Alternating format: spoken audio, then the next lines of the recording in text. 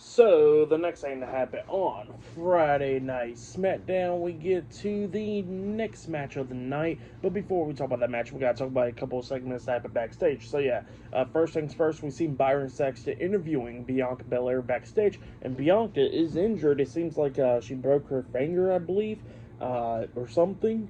So, yeah, she is injured, and she says that she's going to take a little bit of time off and all that stuff to heal up and everything after WrestleMania. She says that, she's going to come back to SmackDown and everything. And then she was talking about how Io Sky took the opportunity to hit that moonsault and all that stuff. And she says that she don't blame her. And then she was talking about Rhea Ripley, and she says that she'll see her down the road soon.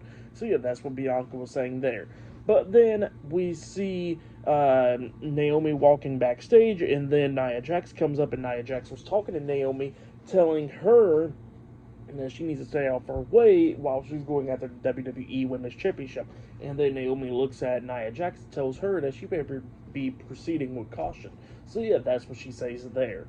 And yeah, then after that, we get to the next match of the night. It was LA Knight versus Drew McIntyre one-on-one in a number one contenders match. Winner of this match will be the number one contender for the United States Championship. So yeah, we get to this match. And this match, it was really good. Both of these guys was beating the hell out of each other, going back and forth and everything. They go outside the ring going at it. LA Knight was beating the hell out of Drew. He throws Drew back into the ring, but then the referee's checking on Drew and everything. And while the referee's checking on Drew, we see Solo Sikoa coming up there, hitting a Samoan spike onto LA Knight and then tossing him into the ring. The referee didn't see it, so he didn't call for disqualification. And Drew sees it and all that stuff, and he just goes right ahead, goes to the corner, setting up for the Claymore for LA Knight, but then he gets drugged out of the ring by Damian Priest, and Damian Priest starts attacking Drew McIntyre, so he releases disqualification. So it looks like Drew McIntyre defeated LA Knight by disqualification, or in a no contest pretty much, but Damian Priest was beating the hell out of Drew McIntyre, and then he chokeslams him through the announce table, laying him out. So yeah, Drew McIntyre got laid out, and then Priest goes over there helping LA Knight up, and he was walking out, but then they both get attacked by the United States Champion, Jacob Fatu, taking both of them out, and then Jacob throwing him to the barricade and ring post and everything, and then he throws both of them back into the ring. But we've seen Jacob Fatu hit the hip attack on the Damian Priest and LA Knight inside the ring. And then Jacob jumps off the top turnbuckle with a moonsault onto LA Knight, laying him out. And then he does the same thing to Damian Priest as well with the moonsault off the top turnbuckle onto him. So yeah, Jacob Fatu lays out LA Knight and Damian Priest and holds up the United States Championship. So yeah, that was the end of that.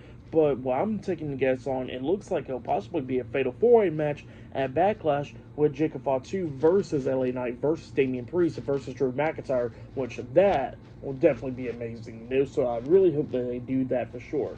But yeah, that's what happened there.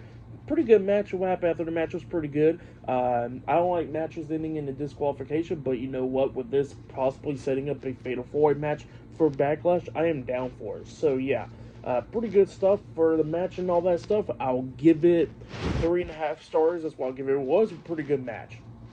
But yeah, then after that, we see backstage, we see the undisputed WWE Champion, John Cena, walking backstage, and then R-Truth calls him, which startles the hell out of Cena, and then Truth was talking about how John Cena is a real champion and all that. So yeah, that's what he was talking about there. He says if John needs anything, he's there for him. And then John just looks at me and just walks off.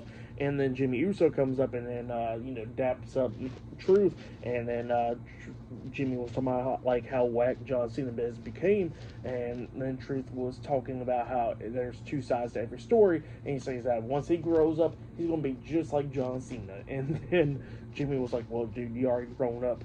But yeah, that's what happened there. Pretty funny stuff. But yeah, up next will be the main event. It'll be the Motor City Machine Guns taking on the Street Profits versus DIY in a triple threat tag team TLC match for the WWE Tag Team Championships up next in the main event Friday Night SmackDown. So yeah, I'll see you guys later. Till then.